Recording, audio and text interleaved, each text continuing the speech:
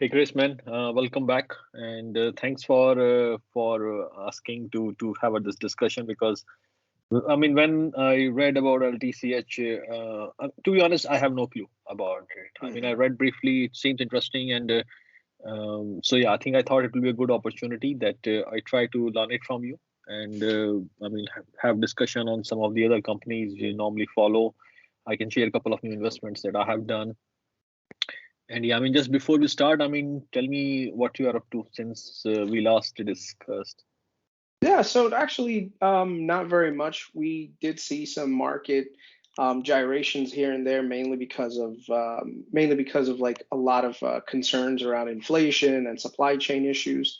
So a lot of companies ended up really not doing so well, and even going into this next earnings report, it's going to be a telltale sign to say, okay, where are we headed for the next year? There's been a lot of people who are predicting a large correction coming our way, mainly because there's valuations are so outstretched. But I think it's definitely going to be dependent on the industries that you look at. I mean, capital intensive industries that require a lot of capital, they're definitely going to, I think, take a short term hit. Also, ones that require a lot of supply inputs from outside the country, they'll also probably end up getting either their margins will get compressed, or they'll end up losing market share to companies who have a larger domestic presence and can offer better pricing. Fuel costs are going up, so that should add once again more to input costs with regards to inflation, because everything that you think about, whether you talk about an orange or a carton of milk or a TV, everything has to be transported from one place to another. So, inflation is going to be a big driver, and I think the Federal Reserve is probably going to have to react and start to taper off and raise rates. And I think the Biden infrastructure plan that we see, I think it's pretty much dead on arrival at this point because um, there is no sense in putting more money into an overheated economy. All you're going to do is cause inflation to go even higher, and it's not a place. Like right now, we have such a big labor shortage, and you want to try to put an infrastructure plan in place. It's not going to work. It's yeah. Usually, when I see these giant infrastructure plays, they're usually great during times of turmoil, i.e., Great Depression, where you need capital to be invested in the general economy during those times. But I think right now is probably not the best time to do it. So even I think on the Democrat side, they are probably rolling back a lot of the things that they were hoping for, and just going with it. But yeah. So I think I've been more keen on looking at the general economy, also following a lot of news on COVID to see where it's going. There are certain states in the US right now that have had a level of resurgence that's not being reported very widely. And I think that's a little bit concerning. I also been seeing, in the world, especially where you are right now in the UK, the number of cases has gone up significantly, mainly because of like the Delta plus variant. And I think it's going to be a difficult time for people to kind of adjust a little bit, and we'll see what happens. But I mean, in terms of like the companies I've been tracking, Accelera has been taking a short-term hit, mainly because of a lot of news with alternative treatments and therapies coming along, and that somehow cutting off Accelera's main product right now that's currently in the market, which is bamlanivimab. That'll cut down revenues, but I have to say, like a lot of people are valuing the company like AbCellera is just a COVID company, and probably not the way that you should evaluate it. It's a long-term growth-oriented CRO that has partnerships with a lot of pharmaceutical companies. So I do think that Q3 will be a good quarter for them, mainly because during Q2 you had a sharp decline in usage of bamlanivimab because Eli Lilly kind of like requested the FDA to pull the emergency use authorization because some of the variants that were coming out at the time were not as it wasn't as effective with those, and because of that, they had projected a much lower revenue for the ongoing future, to the point where they actually said that we're probably not going to make any more money on the COVID product for the rest of the year. That, of course, didn't play out the way that we all saw it. Towards July, when COVID started to really make a resurgence, they did find out, based on research, that bamlanivimab was effective against the Delta variant, and because of that, they started to reauthorize bamlanivimab, and shipments started to go out immediately. Right now, based on the data that's currently out, that's published by the Office of Emergency Management in the U.S., almost 300,000 doses have been distributed plus over the last couple of months, and on a per weekly basis, about 50,000 doses are being distributed around the country. Also, they kind of approved it for prophylactic treatment, which means that if you were in close contact with someone who tested positive for COVID, and you weren't developing symptoms yet, but you're close enough that you are a candidate to get monoclonal therapies. The vast majority of people right now are getting the Regeneron, but there's also a significant portion of the population that are getting the bamlanivimab also. And I think that will be a telltale sign as to what the revenue outlook is going to be like for the rest of the year. Q3 may not see as much revenue as Q4, where majority of the deliveries happen, because Q3, is the end of September, right? So the reauthorization began the first week of September. Distribution started the second week. So there's only 4 weeks of real data, whereas October, November, and December, which is Q4, you're going to have the most amount of distributions out there. And because of that, I think Eli Lilly is due to report this Tuesday, and I think that's when we'll kind of see what the revenue outlook should be. The other thing also is we haven't had an update on bebtelimumab, which is the more exciting product in my opinion, because it has the potential to be a long-term COVID therapy, and the administration is much more simpler than the current bamlanivimab, which is literally like an infusion. This one you could just get a single shot and you're good to go. And I think that's actually better than the antiviral, where you actually have to manage to take the entire course, and you have to take it every 12 hours, and the side effects are there as well. Like, one of the things I really was intrigued with molnupiravir was that based on the study requirements, females had to take birth control the entire time. Males had to either wear protection or not have sex the entire time, because there was a big fear of, if there were any incidents of pregnancies during that time, how would that affect the child, and thus in the future, how would that affect the sales of this product. I think Merck is taking a really big gamble on molnupiravir to get it out there. I don't know. The long-term effects are still worth looking at. So I think a lot of hope is being put into the antivirals, and it's not gonna work out as well as a lot of people think. The other thing also is there was another company that took a really big hit because their antiviral wasn't nearly as effective, and that was Atea Pharmaceuticals. I think Tom Gardner had recommended checking them out, but essentially they ended up their company crashed. Like, their stock crashed like 60% in a day.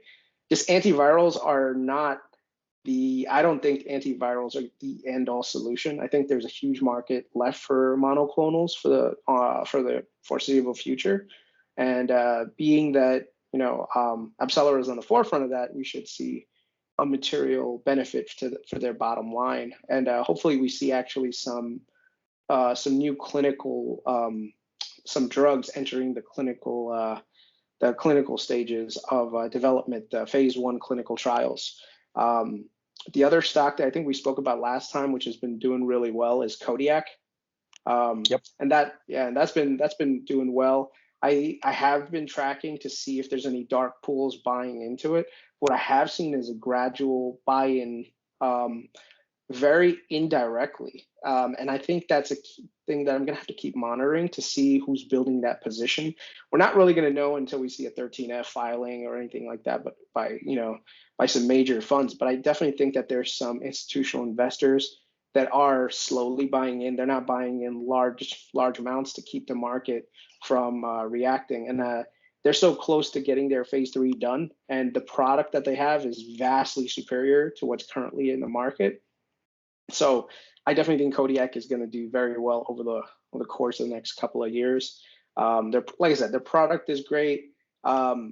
I do see, however, that they're probably going to get bought out for a significant premium, because there's one quote that I've heard from pretty much every CEO in the pharma space: all roads lead to Big Pharma. I don't know if you ever heard that. No, I mean, I know, man. Yeah. I mean, I've Yeah. spent significant time spending time with the corporate leaderships in different companies. So, I mean, Yeah. this is why I always said and maintained, like, when COVID happened and pharma is flooded with so much money to create vaccine and everything, I said, what do you expect from Big Pharma? That 2 years after the down, they just let it go? So Yeah. no, I mean, you'll have boosters and you will have perma boosters, and I mean, I don't know what kind of boosters. I said, we have just given a license of cash flows to pharma, and they'll keep it. I mean, that's why they are good at it, and that's the situation. I think in the meantime, like, from my end, yeah, I mean, I joined the job with Shamajo again. I mean, and this time I'm doing the marketing and strategy lead for data and insights. I mean, everyone knows I'm passionate about digital transformation, so having a frontline seat to contribute to plan the whole data strategy of a company, which is almost 45-50 billion dollar market cap. So pretty excited and looking forward, like, what can I contribute and how can I make impact on that. In terms of investment wise, I mean, yeah, pretty much same companies. I made couple of two new private investments, which I'll discuss later. But apart from that, I mean, nothing changed in terms of Absolva thesis. Like I said, I mean, the Christian Ingenmar and Peter Thiel, these guys are doing biotech, and what is different is they are very smart in building networking effects among their companies. Yeah. Okay, this is exactly why I liked Thai, and this is why exactly I like Absolva. So to me, the situation is still same. That those and Absolva to me is like a shovel making company. It's not like about making drugs. It's helping a lot of companies to cut down on their research bars and drug discovery, and that is based on data. That is something which is where traditional incumbents are weak, and they cannot change themselves, I mean, overnight. So it's giving a service which is very critical, and we, as we've seen in last 2 years, that countries need medicine now. So any day you cut in research and production, it's very critical. So Absolra, I mean, I'm as bullish as I was that time, and yeah, I mean, nothing changed in terms of, like, I mean, one thing I would like to cover, and you mentioned that I agree with you on the infrastructure package that Democrats are bringing and its arrival on that, and I agree with you. I mean, when there's so much money is being injected in market and the way it's being used currently, it's scary at times.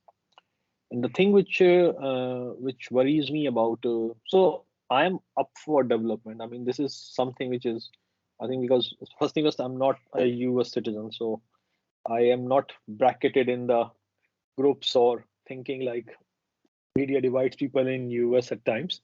Yeah. So, I mean, I am pro development and I am pro climate. That, I mean, everyone knows that who works with me, that I'm ready to go. The thing is, when I see the language and when I see the implementation of infrastructure, I see a gap.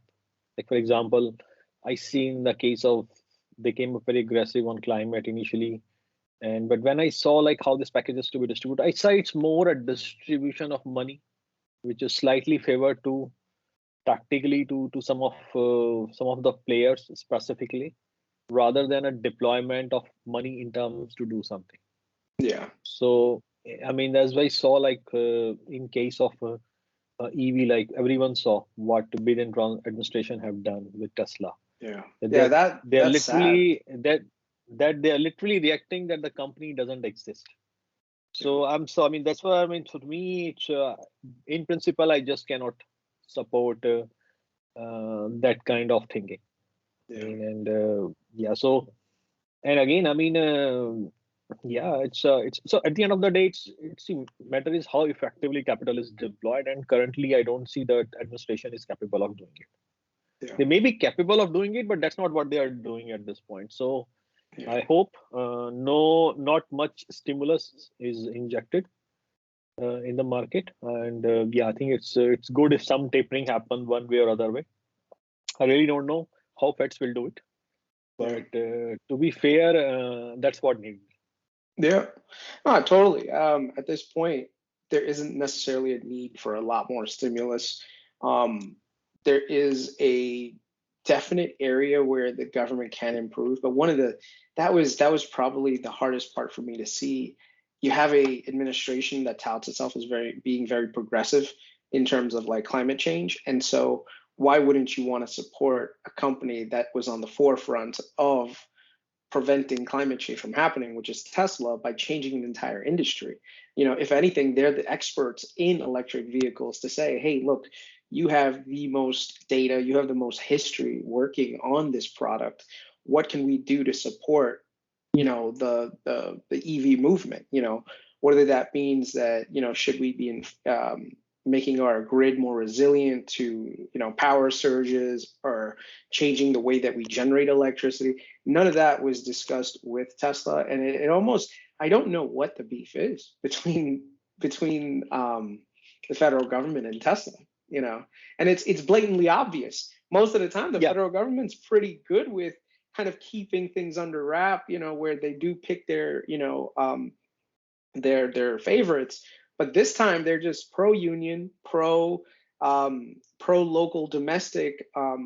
The part that shocked me was there was actually policies that were supporting Japanese manufacturers of EVs, but not Tesla. and And people Tesla's like, manufacturing cars in Mexico, and yeah, yeah, so that's the thing.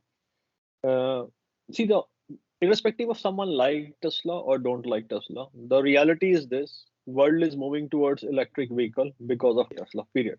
yeah, It would not have happened.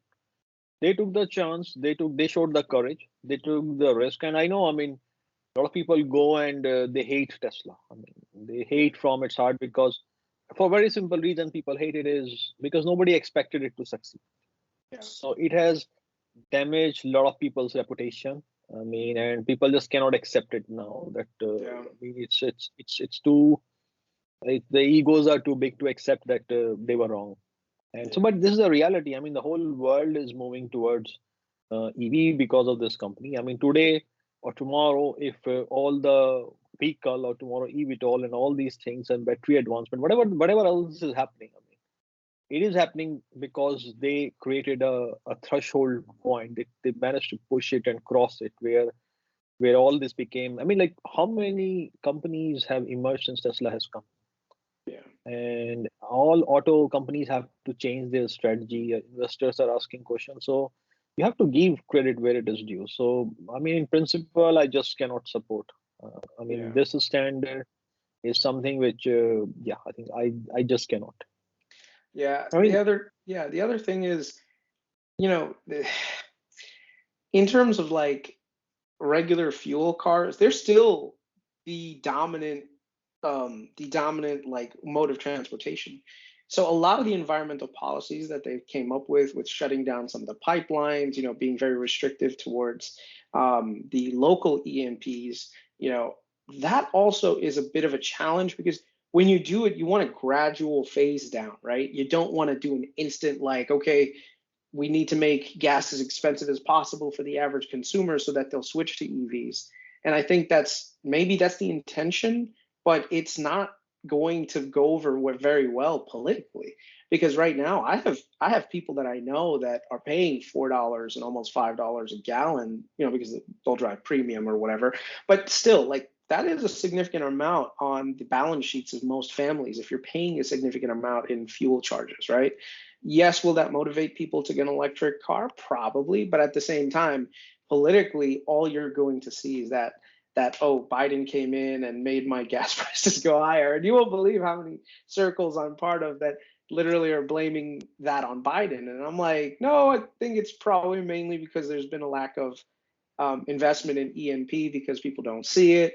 But the thing is, the Biden administration also at the same time has been almost, I don't want to say rigging the market, but basically making ESG more of a priority. So a lot of banks, a lot of major companies, they're not willing to lend capital into E&P and more anymore. And because of that, costs are going up, and a lot of companies are, switching to a more greener area. But I think there has to be a level of, I don't want to say, there has to be some understanding that we're not going to get from 0 to 100% electrification within the next 5 years, and if that's the goal, then we're going to fail miserably, and we're going to have a lot of economic ramifications in the meantime. But who knows?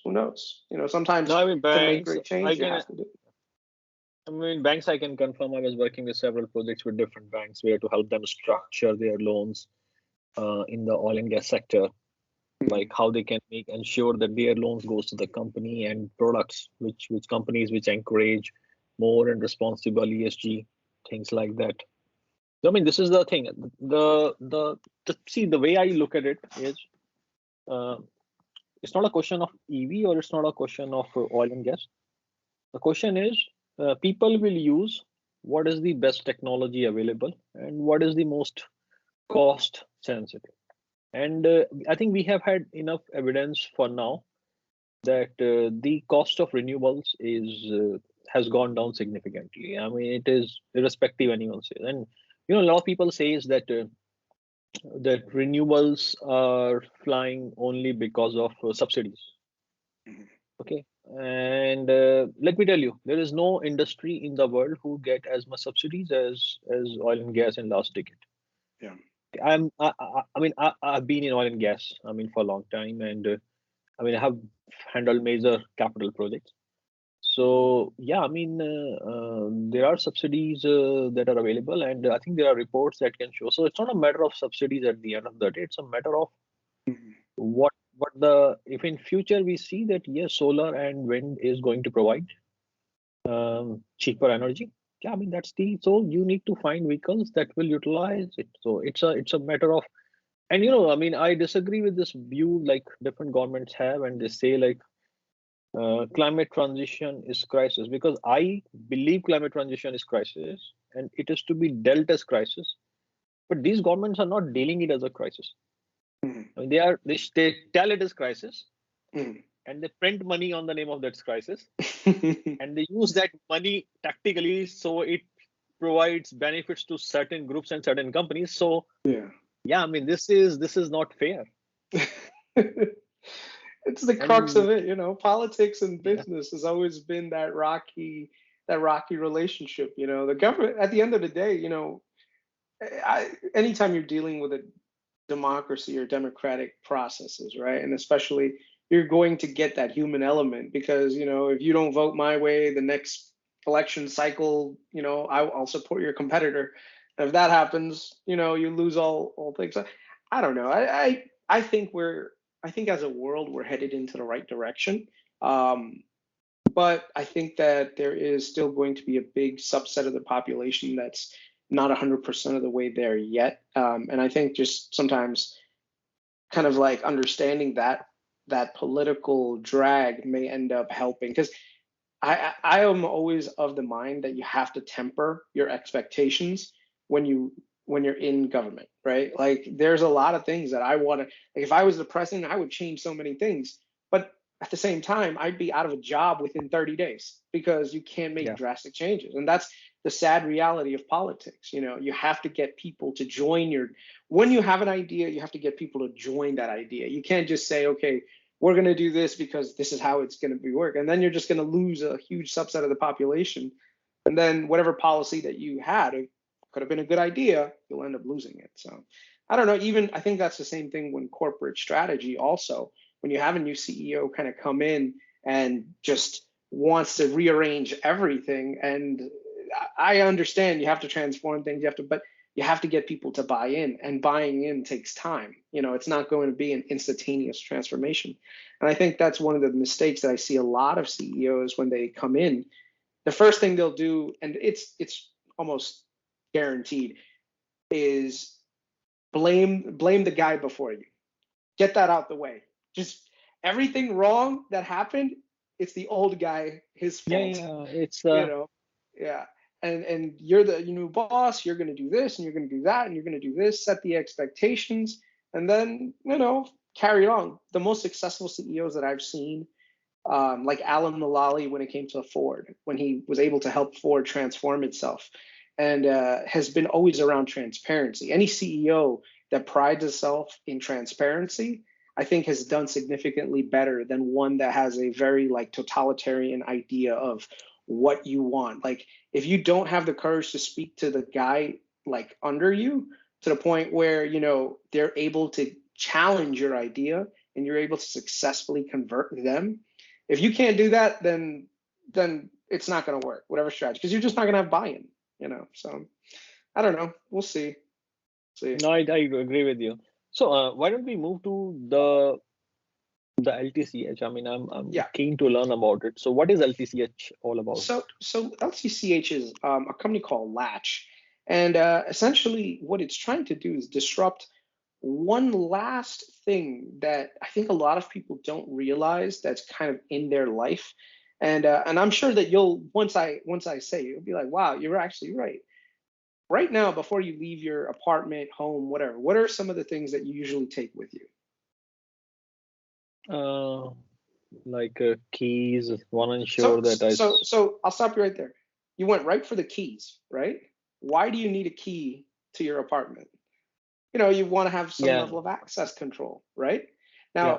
Now, when you think about it in the grand scheme of things, the process of owning a key to get through the door can be kind of disrupted very easily by just getting a smart lock, right? A smart lock, you put it on there, you can go to it, you can put in a code, you can use your cell phone, and there's tons of companies right now that have smart lock ideas that have Yeah. implemented them, right? So that's not very disruptive. If everyone else can do it, that's just a new product. The key to Latch is that they're able to do it in a way that's enterprise based.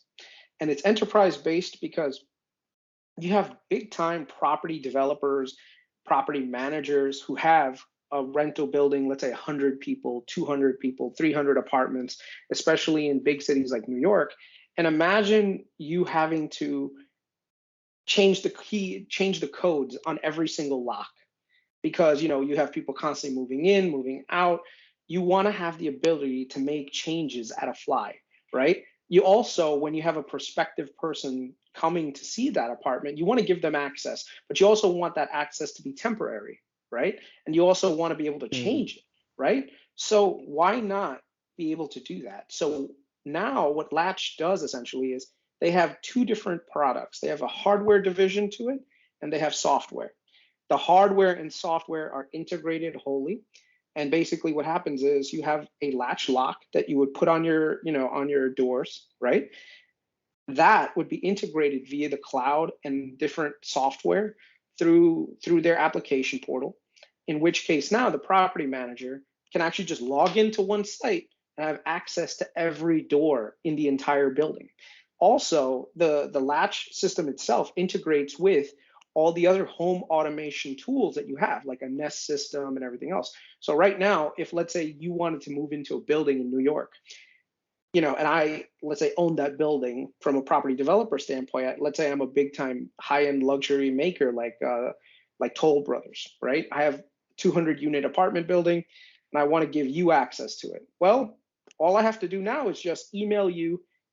You put in your email into the application, it emails to you, you open it up, you download the app, and now you have access to everything for that building. You have common area access. You have access to your apartment. And I can, at the fly, change things if I need to. If I want to change your access to the common area from 8 a.m. to 8 p.m., turn it on so that this way everything is controlled via your phone through NFC. So essentially, it gives the property manager a lot of flexibility in access control, and also at the same time saves them huge on cost because imagine right now you lose your keys, right? Well, guess what? Now I have to get the lock replaced and everything. I have to call someone to come in. Right now, if you lose your keys, 2 seconds, I can change the code and I can change the access on the phone, right? let's say a person is going to be doing delivery to your door, right? Amazon, any grocery deliveries, you as the apartment's user can actually grant that person access by just pressing a button and they can come in. In New York, everyone has a dog, but we all have dog walkers. They come in the middle of the day. You want to give them access to your apartment from this time to this time, and it's an expiring access, you can do it. So that whole control over access is becoming a big thing. Now, Latch, what I really like about it is that, one, it's founder-led. The founders and CEO and COO of the companies came from Apple, and they have a very Apple-esque design philosophy in making products that last over a long period of time, but at the same time being able to capitalize on that. So the model in terms of profit for them does not come from the actual hardware itself, but the service the software as a service that they charge the end users of that product. So these main property developers, the charge is usually between $5 to $10, depending on how many modules you select. So how many software levels you select, it gives you access to different things. And based on that, you have a nice reoccurring revenue stream. Also, the benefit is because you have an integrated product, you're not going to be able to escape that ecosystem. Once you get an Apple phone, now you're going to be tied into another thing and another thing and another thing. And then eventually you get locked in. No, I agree. So in a nutshell, if I say that you come to Latch for hardware and you stay for their software ecosystem, that's pretty much. I see also I get the idea briefly what they are doing, and they are doing it in a very niche way, and how they are making money around it. And I can expect that overall quite significant market also, especially as more Airbnb kind of things are coming up, people having more fractional rent, and for example, within the same apartment, different people are living, they want selected access of certain things. So I see the point, everyone has the phone. So why Amazon or Google cannot copy it? So I'm just asking, I'm just trying to understand what's their barriers to entry. So number one, they were early. First mover adoption was a big key to their success. They had all the major luxury building and private builders, all partner with them.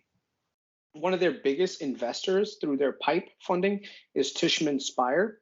They have partnerships with Toll Brothers and Avalon Bay, and majority of these multifamily complexes that are kind of being built and already have huge portfolios. So it's almost like a network effect where you have all these different buildings that are going up that at the same time, now you have an integrated product. The other thing is when you have, let's say, an Amazon come in, right? That means that all the other products that you have to integrate with have to be Amazon products, right?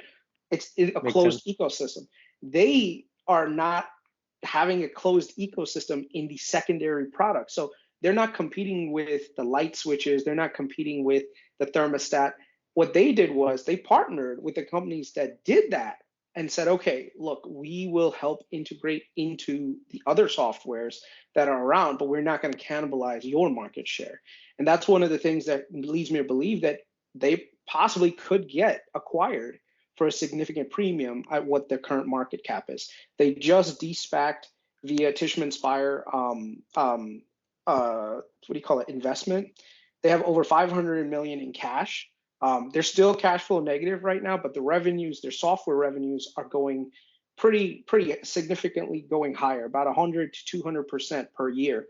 They have 400,000 units under contract already, right? And that number seems to be growing faster, right? One of the things that actually negatively impacted them in the recent time is the supply shortage, not because they didn't have enough latch locks, but because they're usually in the final step of the construction process. You put the lock on last, right? And so because of that, there's been a huge gap in labor and supplies, which means a lot of buildings are not 100% being finished right now. Because of that slowdown, they haven't been able to incrementally start charging that SaaS revenue. But if you look at the earnings, you can see that SaaS revenue is starting to go higher and higher and higher. And I think SaaS will eventually, and the SaaS market, I think that their margin is almost 80 to 90% on their SaaS revenue versus their hardware, which I don't even think they're that profitable with their hardware. But the hardware, like I said, is a selling point to SaaS. So a lot of and it's a very small company technically based on market cap for a huge addressable market. I'm talking about a total addressable market that's in the trillions of dollars. No, I agree. I mean, I totally agree on that part. I mean, like, I have been in this hotel, and a lot of time it happens. I go out and I forget my key in the room, and every time I go downstairs and I ask them, okay, can I get another key? And yeah, I mean, like, it's not the COVID, but before COVID, like, if I look my 2019, I think I spent over 150 nights in hotels. Yeah.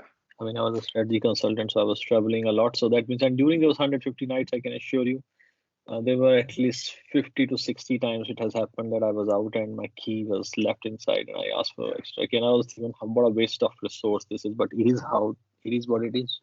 Yeah, and that's the other thing too, that they actually have a product in their software stack. You get assigned an ID, right? Like a latch ID. That is a universal username and password that you can use for anything that you're going to. So literally, when you go to, let's say, a building, right? You give them your latch ID or you register that latch ID. Now all you need is your phone. When you log into your phone, you can unlock the door via Bluetooth, via NFC, via all sorts of other things, So, and also, like I said, if the business itself wants to lock you out, they can lock you out, So especially if you're looking at it from like an intruder standpoint or anything else, getting in is going to be much more difficult. The other thing is the personnel. Right now, you benefit from the fact that you're in a hotel room, which means you have staff on site, right? Buildings in New York, multifamilies that are under 50, 60, they don't have doormans on every single day. And even those doormen don't have the keys to get into every single door. Most of the time, you still have to call a locksmith and they have to break open your lock, change the cylinder. You have to get a new key, and then you have to get multiple copies. And I've had to deal with, I got locked out once from my apartment building in New York. And let me tell you, it was such a hassle. Whereas if this product was around, both management would have felt secure. I would have felt secure. My super, who I had to call at middle of 2 o'clock in the morning to let me, get into the building, so that this way the locksmith could literally open the door to my apartment. Because when you lose your key, you don't just lose, your apartment. You lose the front door. You lose so many. Oh yeah, it's a pain, man. I mean, like, during my time, I mean, a lot of time I never logged my apartment because, I mean, the apartment has like this private lobby. So only thing I was always scared about is so nobody can access my lobby apart from me. So I always have the access card of the lift, and that's in my wallet. And I always left those days my apartment unlocked. I mean, I don't do it anymore, but so I envisage like an situation, like, for example, what happens is, so I'll give you an example. So I travel a lot, and one of my best experience, like when you're coming, especially after a long flight, is that you check into a hotel and you straight away go to the room. Okay, like I remember, like I think it was in India, like the JW Marriott. I came and I checked in, and I mean, I straight away went to the room, and later on these guys come to my room and they will do all the paperwork there for check-in and everything, things like that. And I always admired that. In a lot of places I go, which are not very great at hospitality and checking in people, they take like 10 minutes per person to check in. And I can tell you, like, if you're coming from a flight and journey of around 18 hours, I think how annoying it is. So in my mind, like, what I think is say I mean, these hotels are on a Latch OS. Okay, you are registered to Latch OS in somehow. I mean, of course, all the paperwork. So when you go to a hotel, what do you do actually? You give your credit card details, you give your passport and other details and things like that, which can always be done electronically. And if you are a regular traveler, you have your business profile. So a lot of hotels already have an SPG profile. That means I come into an hotel and I don't have to talk to anyone. I can just take this electronic key and I can just go to my room. I mean, it's a save of. I mean, you're saving a lot of time, a lot of resources. It's smart. So yeah, I mean, if this kind of products are coming, I think that's the kind of sophistication I will assume at Yeah. some point of time. Now imagine right now you have prospective people wanting to see a apartment in the building, right? Do you want to physically, every time someone wants to do a showing, go to that apartment every single time? No, of No, course not. From a property seller's point, no, it's a pain. Why not just say, okay, you want to see that thing? Send them an email. They log in. They have time. You can see the apartment from this time to this time. They go to the door, put their phone against it. They can go in, see the apartment, close the door behind them. You see it, and you press the button. The code gets changed automatically now. So now that person can't go back in, right? You didn't have to physically now go in to do the showing. You could have done the showing right from outside. And a lot of property where you have a huge amount of turnover, especially New York City, they would love a feature like that. The other thing that they're expanding into now is the commercial segment, because you have employees that are working in different locations, within the United States, right? They want to use an office space. Guess what? If they have a latch on the door or a system, right there, they can go to it. Like right now at my hospital where I work, we have keys for all of our doors in our controlled access areas. How significantly I have to literally fill out a form, go take it down to the locksmith area. The locksmith will look at it, create a key for me. I have to take the key. Now I'll use it for the next year. And then once I'm done with it, I have to take that key, bring it back down to the locksmith. The locksmith says, okay, yes, sign this. And then I have to go to human resources. Human resources has to sign off saying that Kris Patel returned the key. And if I don't return the key, they're going to charge me all this money. It's such a hassle to deal with all that process. And this is just me going into one hospital. I cover 11 different hospitals right now. Do I have the time to go to 11 different locksmiths in these hospitals and get 11 different keys? No, it's a pain, right? Well, guess what? If a system like Latch were around, every door in that hospital can have access. And all it has to do is HR, the minute that I get hired, says, okay, which access are you allowed to? This, and this. You're allowed to have access to all of these areas. There you go, done. Don't have to worry about a key anymore. This is my key. Every time I walk through the door, put my phone against it, I'm able to go into the door. Once, let's say I separate from the organization, guess what? My phone no longer works. My access doesn't work anymore. I put it up, nothing, right? Human resources now just went from spending hours, locksmith time, all this other stuff, the risk of an employee walking away with a key to a sensitive area. The cost of replacing a lock and a cylinder, especially a secure one, is upwards of $500 to $600, right? Between labor and the equipment itself, right? And getting new keys for all the other people that needed access to that area. So why not just have a system where you can have enterprise level decision making being done via a web portal? So I think this is an area that's going to be disrupted. This company is doing a phenomenal job of creating partnerships with major buildings in New York. They have a partnership with Rockefeller Center right now, because one of the key drawbacks of going to some of these sites has been around the bottlenecks of entry, right? Anytime you go to New York City, if you've ever gone into a secure building, you have to go in, you'll scan your ID card, and the security guy will be there for you, blah, blah, blah. And then it's a whole process. You have to go, you have to show them everything. Whereas with a secure ID system, you can bypass all of that, go right to the thing. If you have access that's pre-granted to you, you'll get in from a certain time that's already designated.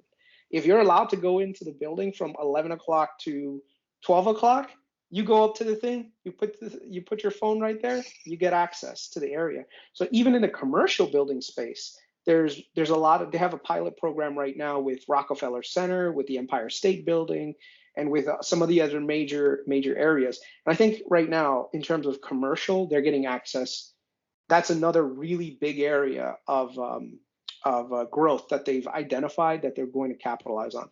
But my suggestion to you is do some due diligence on your part. I'd like to hear what you think, because I think this fits right into the digital transformation aspect of companies, right?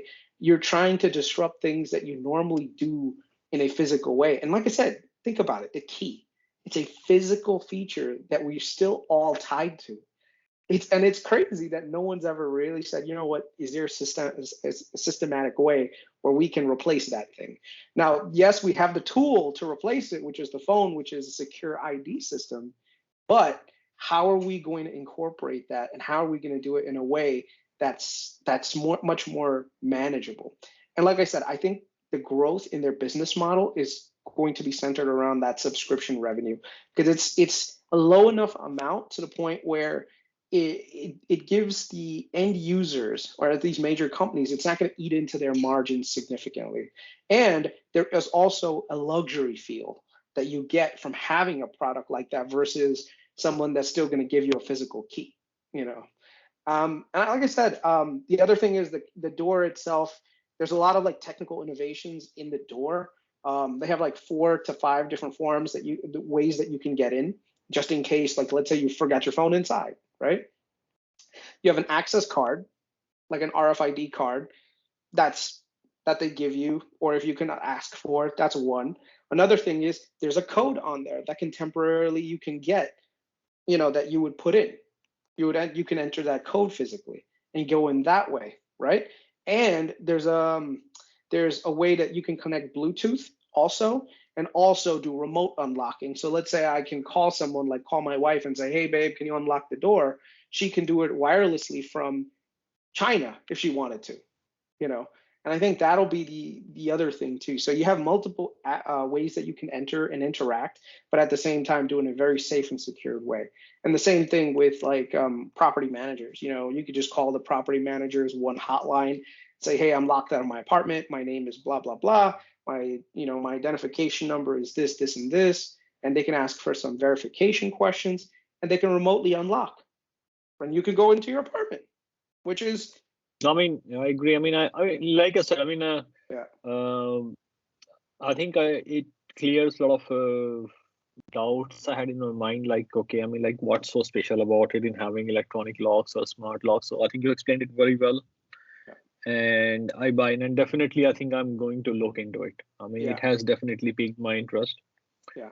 And you know, I mean, like, it also links well with one of the investment I have recently done. Like, so I recently done this investment in a company called Mestios, and so it's a European company, and so let me tell you like what it does. Mestios in general, I mean, basically they are just trying to digitize.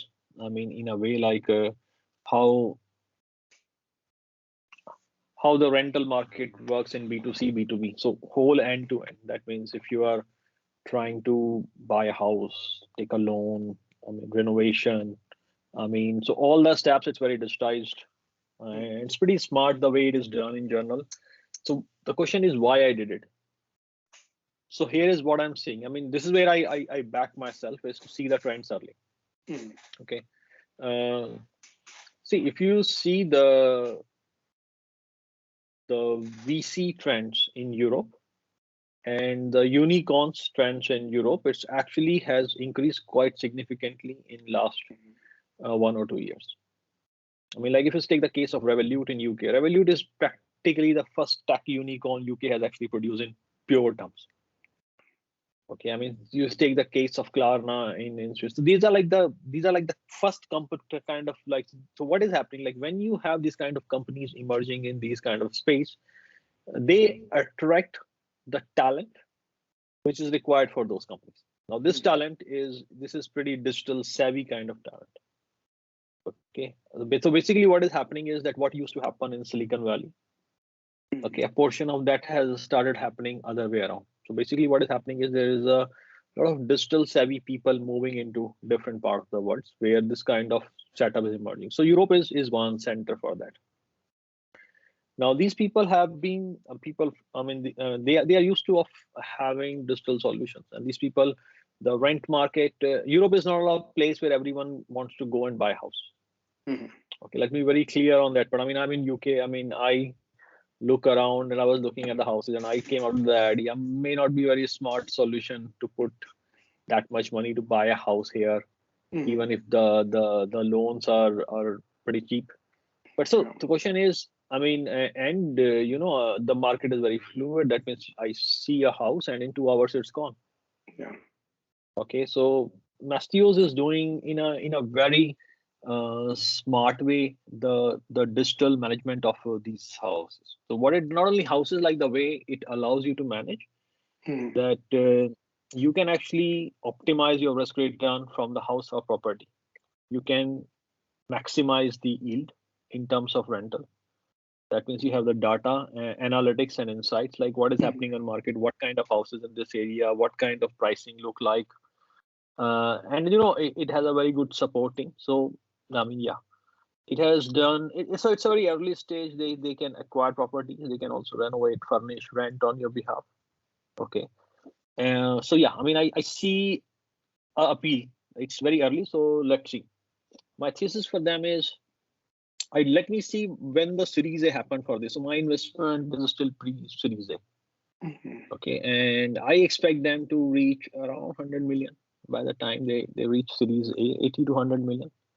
I mean, so that is something which I'm excited. I haven't done this early stage investment for some time now, Mhm. and my understanding is that given the macro and given the kind of people who are moving to Europe for these jobs, I think Mhm. this kind of company will have some upside.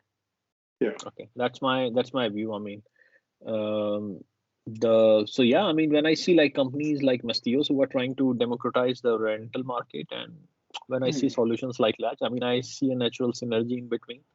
Yeah. That of course, like I mean, even if somebody is managing an Airbnb, they want to be sure that every time a new tenant is coming, if you can control the access better. I mean, yeah, so when you discuss about Latch, I was bit interested to know about it, because these kind of solutions help in solutions like what Mastios and other people are trying to do. Yeah. See, the thing is, a lot of the solutions right now that do exist have that functionality. When you look at, and there are some that, like I said, the smart lock is not revolutionary. What's revolutionary is the tech behind it that makes it almost like an enterprise solution. So if you have one Airbnb, I would say don't bother. It's not worth it, right? But if you have five, you have 10, you need something that's going to give you the ability to manage five or six or 10 or 100 or 1,000 from a centralized location, right? So that this way you can be more effective.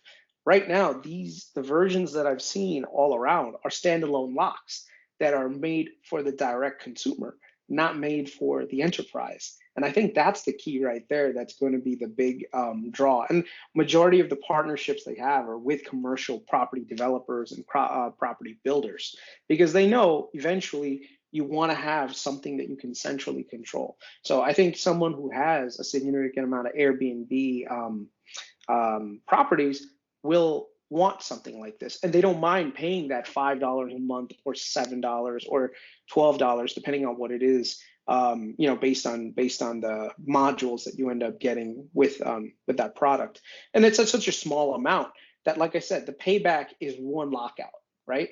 You have one tenant come in and take the keys. Now you're spending $400 to $500 to change the lock between labor and a new lock, and you don't feel very secure anymore either, right? Whereas this, at all times how your apartment is doing it.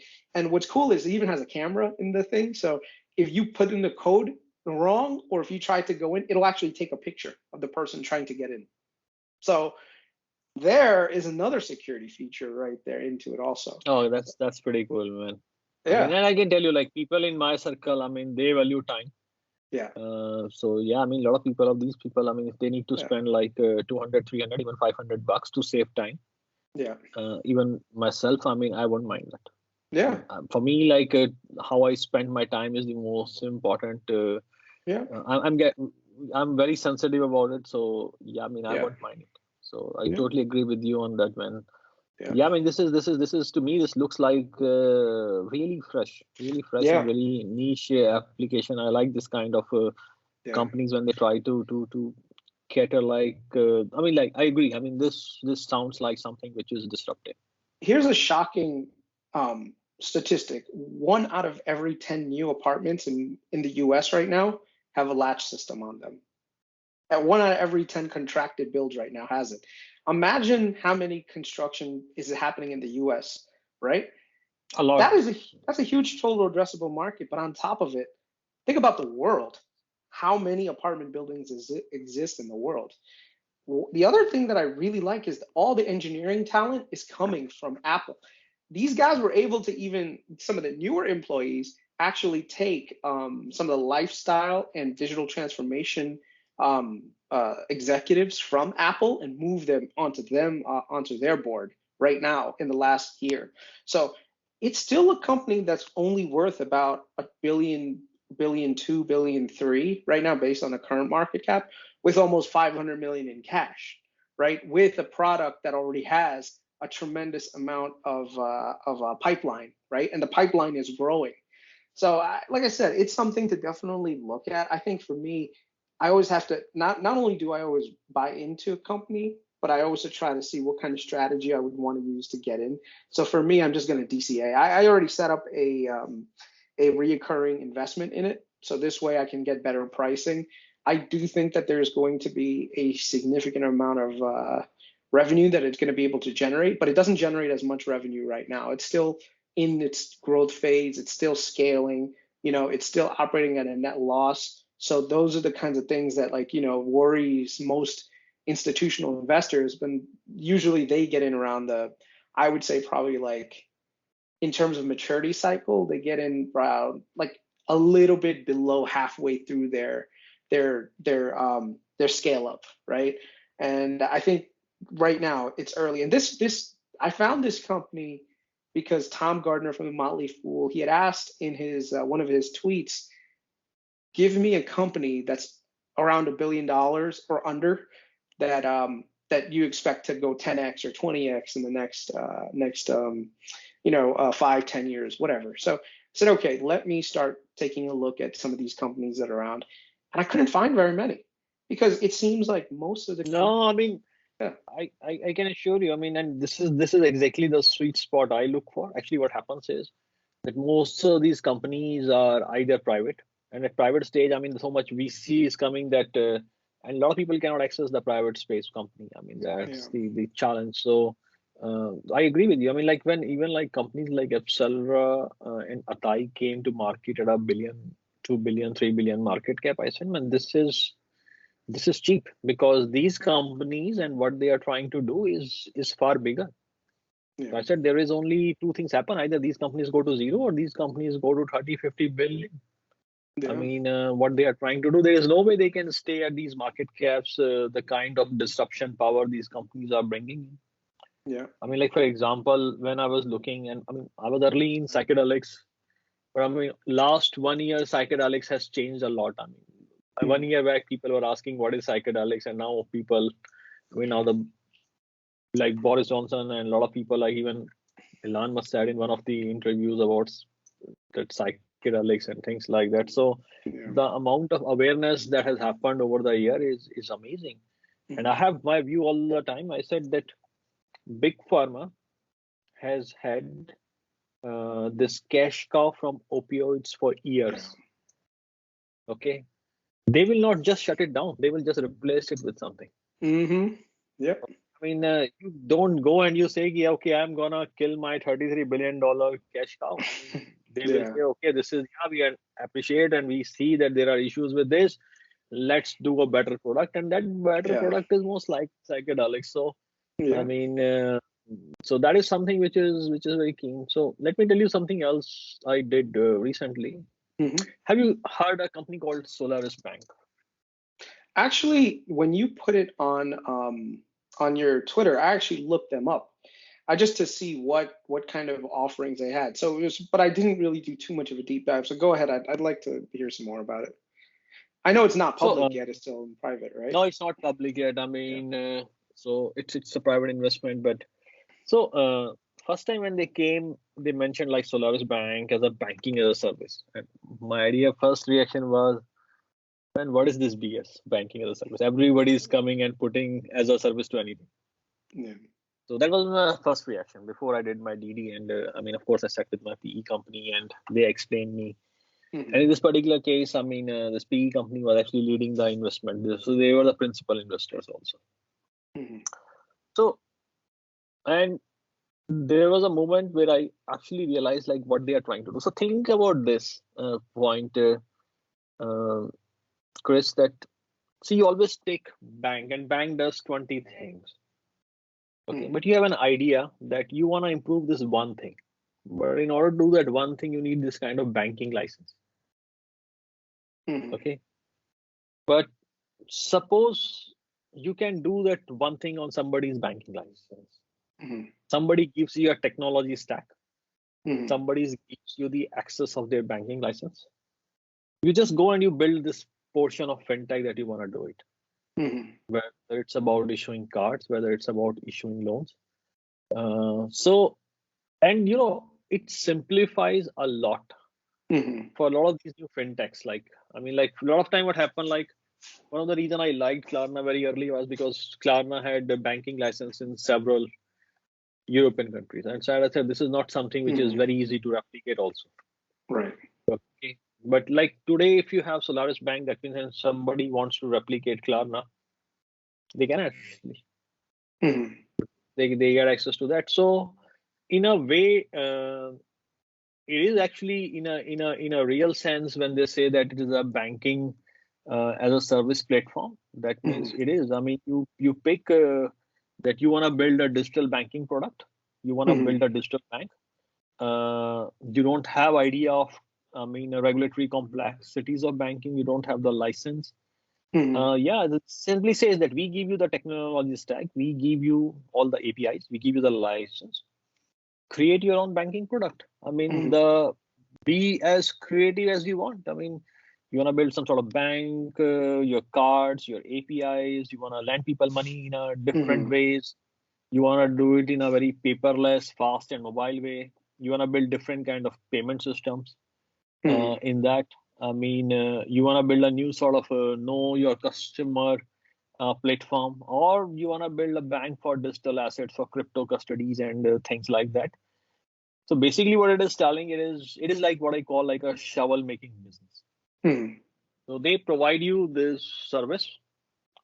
And I believe, I mean, and I always believe in that when you provide right tools to people who are creative, they figure out solution for themselves. So basically they are helping, they're removing the complexities which a lot of people actually struggle with in building their fintech.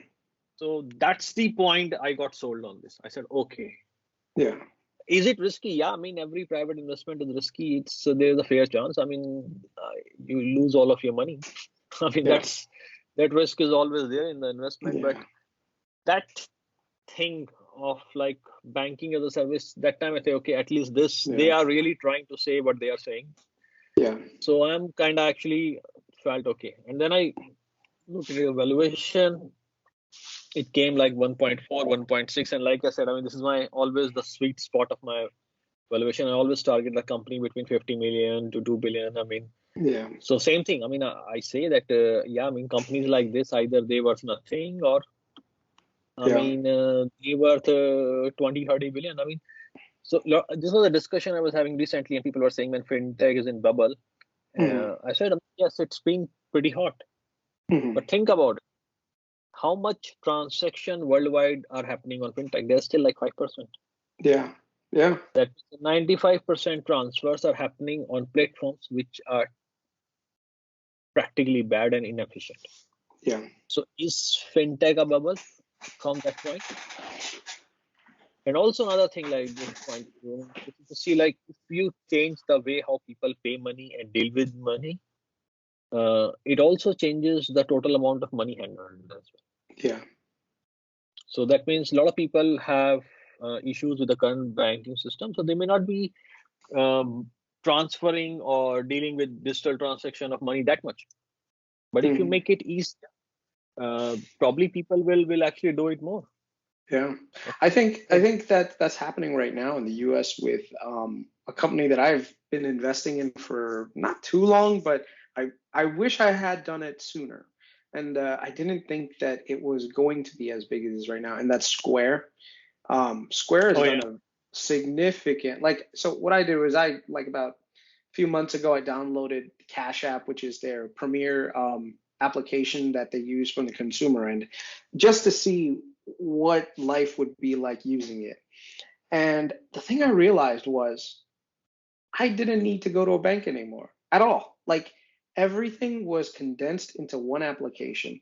You can buy stock on it, you can buy crypto on it. Well, the only one right now is Bitcoin, but you can do that. You have your routing number, you have everything. They even give you a card that's Visa card that you can use.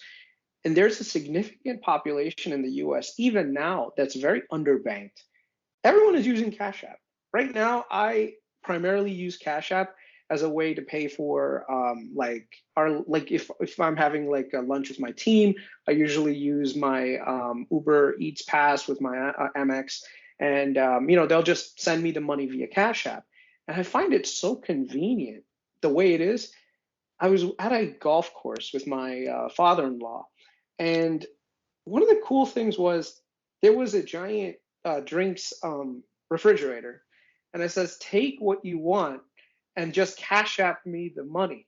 Literally, there's like a little barcode right there. So I was like, okay, do. I wanted this. Took like whatever drinks, and I just went to it. It pulled up the cash app, hit pay, and that's it, done. And I walked out. No physical interaction with anyone, no one there. They have direct deposits in there now. And now they're actually starting to take all of this cash and putting it on there. And I see, like I said, the profit is there. They make their money, of course, on some of the transactions on there. But what really surprised me, and you'll probably know this, is their buyout of Afterpay. You know, because they know, Yeah, yeah. like, wait a second, so I tried to imagine why. Like, why don't you just create your BNPL? Everyone else is trying to do it, right? But they were smart. They realized creating a BNPL product that's mass market, it's not easy. It takes a long time, a lot of relationships, and like I said, I think that Square has a long way to go. There is a valuation risk there because it's $100 billion right now. But I feel like if it grows the way it's growing, it could easily get to a trillion plus. And it's only in the US right now. They haven't even expanded overseas, you know. And And yeah, go ahead. Sorry. the the amount of money government is printing, 100 billion is new 10 billion. Yeah, yeah. Like no longer is a company like a company that comes out with $1 billion valuation is no longer like, oh my God. 20 years ago, if your company had if you came out and you were $1 billion company, like, yeah, you were part of probably the Fortune 500. Now $1 billion Yeah. won't even get you into the Russell, So I was watching this interview of one of another company which is very high on my investment list, and I haven't yet able to make investment in that. That is Harness.io. yeah. And I was watching this interview of the CEO, uh, Jyoti Bansal. And so Jyoti, he did his first company, Act Dynamics, which was sold to Cisco in 3.7 billion, and now he has Harness, which is already a unicorn. He has another company, Traceable AI, which will, if not unicorn, which will become unicorn definitely. And these two companies, I'm ready to invest anytime if a Yeah. reasonable deal is made. And he also has his VC fund, which is called Unusual Fund. Pretty sure they have investments which are value over a billion. So this guy has like 4 companies or 4 ventures which are already a billion or above billion in next coming years. And he said like first time when I did App Dynamics and it became a unicorn, it was like felt like something. Mhm. And it was like being a unicorn. He said nowadays, like with Harness at this, will look like we're just starting up. He said like the feeling I used to get for unicorn is now you get that when something is like Daka billion or something, it's a 10 billion plus, probably now I will get that feeling again. Mhm. It was a massive shift. Like, a billion is like nothing for Yeah. some of these companies' valuation. Yeah.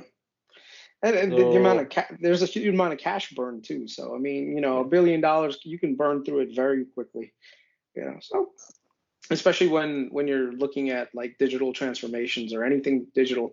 The cost of AWS charges plus personnel right now, the cost of hiring people is, especially talented people, it's going to cost you. Yeah. You know. Well, now here's the thing. Let's close up by just rebacking into what interests both of us, which is Palantir. What do you think's going on? How do you think that things are playing out in the Palantir space? I think there are some recent developments that I think are still very bullish. I see them still growing considerably. What I really want to see is that new product. I know that Carp kind of just let it out the bag. I think the product is in cybersecurity because you have to have something already. And he said this is something that we haven't even announced yet, but there is a cybersecurity product that they have that is probably the thing that makes all these governments and companies feel safe and secure working with them, you know. And they have to have it piloted, but also back tested. Anytime you're dealing with the government and anything new, they're always going to test your security prior to implementing anything you have. So the question is, if the government is giving you high levels of security clearance, why? What did you do to secure yourself? Now you can't just say, well, I partnered with CrowdStrike and CrowdStrike is my No, main no. provider, you know. And we have CrowdStrike at my hospital right now, and it's a great product, but it seems that it's more reactive than proactive. And I feel like the product that Palantir has is probably in the cybersecurity space, but it's on the proactive side where any attempt to break into the system changes the encryption so that this way you can't break into it, right? And that is probably something that's there, because what happens is with AI and machine learning is that anytime you have anything that's like data oriented, if it's something negative, it can change itself, it can transform itself into something else. Right now, the hardest part of IT security is that you always have to keep patching your software. Anytime you think you're getting better at it, a new virus or new worm comes in, destroys your network. They're smarter. So how do you get around that? How do you become smarter than them? And how do you constantly update your software without actually stopping your current process? Like right now, I'm running so many like security exercises at work. I have dual authentication on my phone. Like I cannot tell you the amount Oh of man, times I've I fixed cannot this. tell you how painful it is, and I cannot tell you. I mean, sometimes I feel if I lose my phone, I mean, I'll be in a mess for like few days Yeah, yeah. until I restore all these. No, I agree with you. I mean, so here are my thoughts on Palantir, and I have to ensure that I don't spill any beans which Mhm. conflict any of my NTAs. So, uh, see, there are few things which are wrong in media about big data, and investors actually miss these things. Okay, a lot of people who are sitting on financial channel and they talk about big data, data is the new oil. These people actually don't realize what they are talking about at times. Mhm. They just visualize data as like this huge hard disk and storage spaces and things like that, and it's not the reality out there. And like a lot of times, that first we need to stop talking about big data and we need to talking about like big data OS is the Yeah. right way to talk about. Is that people need to understand there are several pieces in this puzzle. And for example, a lot of people have legacy infrastructure, like legacy software, say ERP and things like that. Mhm. Okay, you are getting all kind of data. I mean, if you are working in engineering, you have all kind of engineering data that comes on it. I work in oil and gas, you have seismic, you have well logs. There's so many kind of data you have. Okay. Mhm. Uh, um, then you have like the infrastructure, that was the cloud infrastructure that everyone is building nowadays. So that's Mhm. another layer of complexity that comes with it. Yeah. When you look these things on paper, they all look same. I mean, but they are not same when you Mhm. actually use them. Okay, so we see all these promoted content that comes from big tech and a lot of other companies. Oh, we have this, it reaches this criteria. Yeah, in principle it meets, but the way it executes on a solution or on a use case, it's different. And then you have what you call like a data layer, in which all your data lakes and data governance and data related analytics comes in. But this is just like a box, and everyone is focused on this. Okay, but what happens that, I mean, then you need APIs which actually connect with your microservices on your business apps and all that. So what is happening in the data layer and infrastructure? A lot of things are happening. But what is happening in microservices, apps, and the API? It's not that much. People are building pre-selected use cases.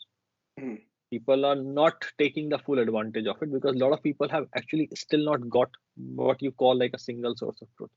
And I'm not even talking things like continuous integration and continuous delivery, cybersecurity, API management, because people have not reached there yet. But eventually people will reach there, and these 4 or 5 layers will have actually the next 10 billion or $50 billion market cap companies. Because eventually everyone will crack the at least up to some extent the code for the single source of truth. The question is, end game is not getting a single source of truth. End game is to get a single source of truth to turn into an operationalized AI. And what do I mean by operationalized AI? And I state again and again is that I don't want to see dashboards. If you ask me, I mean, why do I see dashboards? I mean, because they give me a 1 second snapshot into a very large amount of data. But I need to consume that insight, and I have to turn that insight into an action. So, and a lot of time, the actions I need to take, they are low value action. So why do I spend my time on that? I want someone to do it on my behalf. Don't show me this dashboard. Over the time you learn about it and you take those actions on my behalf. I'm perfectly okay.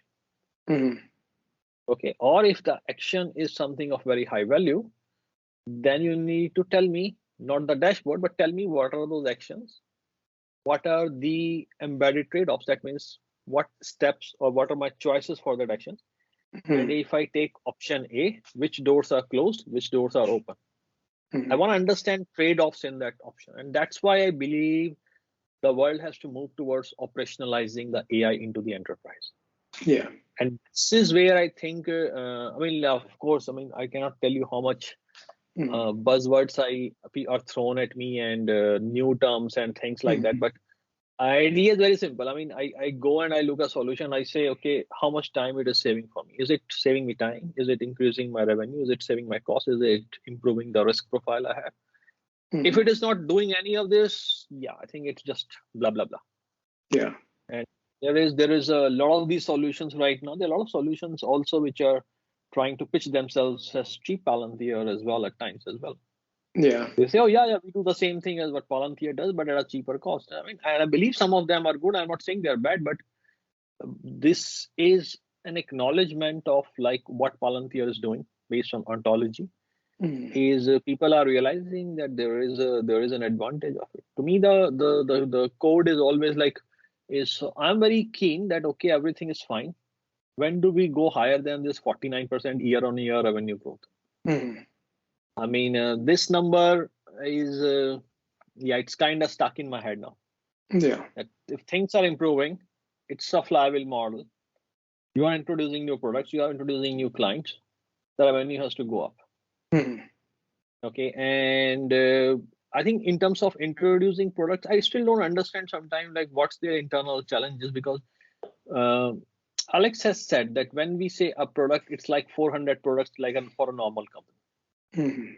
So why these, and this he always mentioned that that on an individual module level, a single of like, if Foundry has 400 modules, then one of this module, if it has to be compared with its peer products, it's better than that. So I'm trying to understand like what is stopping them in packaging some of these modules together and roll it out as a series of products. So which can compete in the market. So here's my view that currently the company has constraint on its sales force. Yeah. That it has products, it can package it in a different ways. It has already figured out ways to do how to capture that value. but it doesn't have the sales force yet to execute it. I mean, they have expanded their sales force, their revenue is Yeah. growing. But see, in order to do like an explosive growth, there will be something which will constrain you. So this is what we call like a limit diagram. That means at the end of the day, if that single parameter is increased, your sales increase. Mm-hmm. Okay, for example, there are 20 clients who are ready to buy. That means you need a sales force that can cover those 20 points. If you don't have that sales force, so my current view is that the biggest bottleneck is their sales force. Mm-hmm. And over the time, they have improved their domain knowledge in several industries, predominantly in healthcare and defense. But yeah, I mean, they lack in domain knowledge and domain focused sales in a lot of industries. Yeah. So The one this thing, is what constraining them, and probably they need to debug. Of course, they'll be aware of it if these are the things. I mean, if they can unlock it, I mean, I believe we will start looking quarter by quarter, 80%, 90% kind of revenues. Yeah. The thing that I agree with you on that is that a long time ago, I realized that, the best people that can build applications are not the best when it comes to selling that product. And it's such a weird thing because you would think that that person would be able to explain their product the best, right? You have fundamental knowledge from ground up what it is. But the thing is, salespeople, they have the experience to know from a client angle what the client's interests are and what they're trying to do, what their limitations are, what their strengths are, and how to sell the product, right? So I found that one of the weaknesses that Palantir has had over the course of this time, and I agree with you, is that they said it, Alex was the one doing most of the selling, right? Why? 17 years, you only had one guy doing the pitches? Yeah, I get it, he's doing it to the big people. Well, why not develop a sales force? And the fact that they've actually now started to develop that sales force is probably a really good thing. And hopefully they get salespeople that are very knowledgeable and have backgrounds in engineering, but are better at creating use cases and explaining to clients that this is the way, you can optimize your workflows and everything else. Because I think when did they announce that the sales team that they were creating for Q2? Yeah, I mean, they started something, I think 2018, late or 2019, but they expanded it more starting last year and this year. Yeah. But yeah, I mean, they need a lot of, I mean, so to me, they have a lot of products. They have acknowledged themselves. Yeah. Okay. There is a big market. There is no doubt about it. So you have a product, you have market, you have success. Yeah. So what is that's what I say. I think it's the sales force is a big constraint, and I really want to see that. And company like Palantir, they need passionate people. They need people who say, "I'm gonna solve this problem," and they have this kind of people. But at the end of the day, they need to solve a lot many problems and lot different kind of problems. So they need lot many people. The other thing is, I hope they invest in talented implementation people. Like one of the things that I've integrated multiple softwares into my company's ecosystem, and the one thing I always find that companies don't like doing or don't like investing in, but they eventually realize that if they want to succeed, they have to invest in talented people that are part of the implementation. Like my job currently is part of implementation, and I see you have your developers that come in, you have software systems, they'll do a really good sales pitch. They'll have, your service, your teachers that'll teach a few people here and there, create super users, which just because you went to a class for an hour does not make you a super user, right? And they never really identify too many good use cases. And that's the one thing that I like about my job right now is that I actually work with the end users to say, hey, what is your challenge? And then I'll end up going to the developer and saying, hey, look, this is the challenge for the client that I'm working with right now. What is the easiest way where we can get them to adopt it without having to go crazy with changing the code around? Because sometimes it requires some front end changes, sometimes it requires a back end change. But once that's implemented, it becomes almost like a universal, wow, now everything is great. And then they put that iteration into their next software version. And it's actually really gratifying to seeing that because I think a lot of times the engineering folk don't really, there's always this gap of communication between engineering and end users. And I don't know why that, and being the glue in between, I found it to be probably like the best job. And I enjoy it too, because I get to see both aspects of it. I get to see the engineering side where the guy can, or the girl can give me the outlay why it's not an effective thing, or when they come to me and say, you know what, I never thought of that. Hold on a second, let me take a look. And then once they get it, it optimizes the product to the point where buy-in goes from like 20-30% of people implementing the software to almost 80-90%, and satisfaction goes through the roof. And once satisfaction goes up, it becomes an entrenched product. So I hope the Palantir does the same thing with implementation. And that's why I like their forward deployed engineer model, where they have those people that are physically communicating with the clients at the site and saying, hey, what can we do to optimize this so that it's better for you? And I think that's why I think the Skywise platform, which was probably one of their really big successes, happened, is that forward deployed engineer was able to work with the people at Airbus and saying, this is a product, here's a dashboard, start off with. What would you like? Well, you know what? It's nice to see the dashboard, but I also want to see how I can optimize routing. Okay, make some changes. Now they see routing. Well, you know what? It'd be nice to see. It's nice to see if tomorrow this route doesn't work and this plane has this malfunction, how can I get it to show up at this repair center faster? We can do that. There we go. Let's implement that.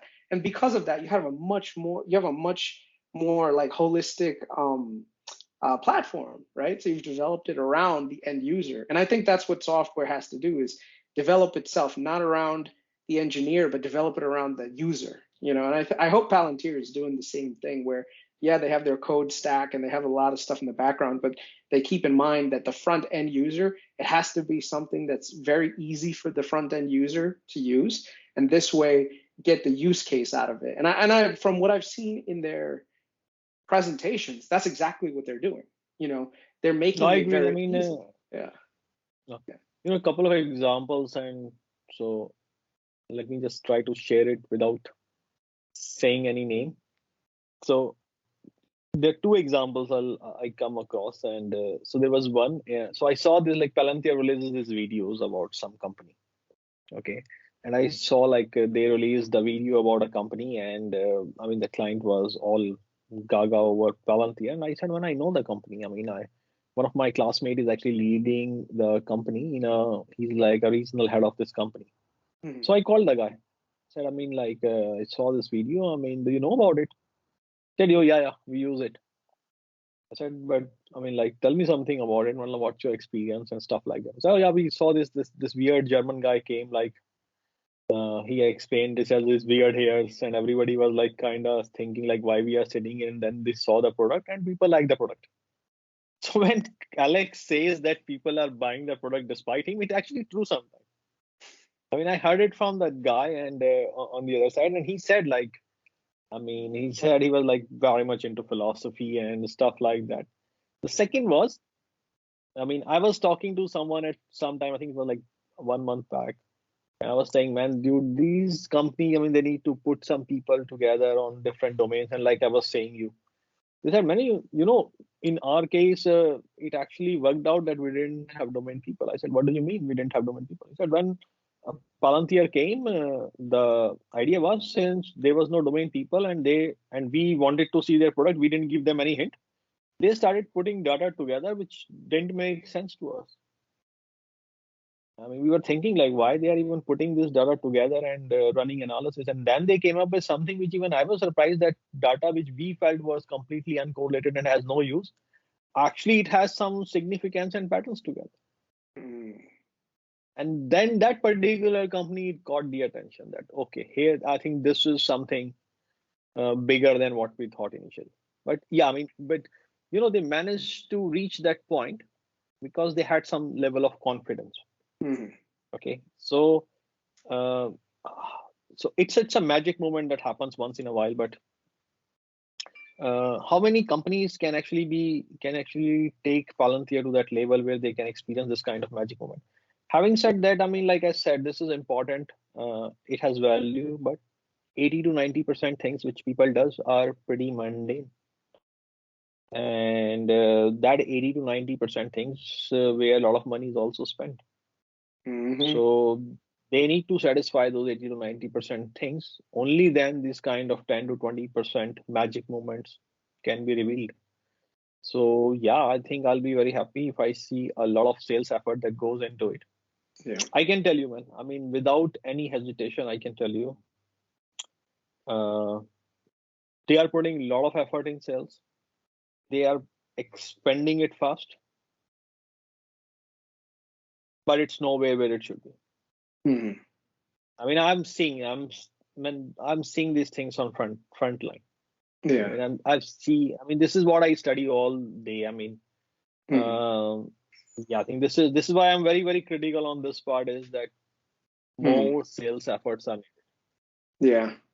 Maybe that's a question that we should put during the before the next earnings. You know, Yeah, how is the sales expansion going? How many people is there? You know, that's a good question to ask because I think getting people to I mean, getting some level of, I would say not concern, but getting some level of answers to that would probably help in, determining whether or not you want to keep going with higher investment.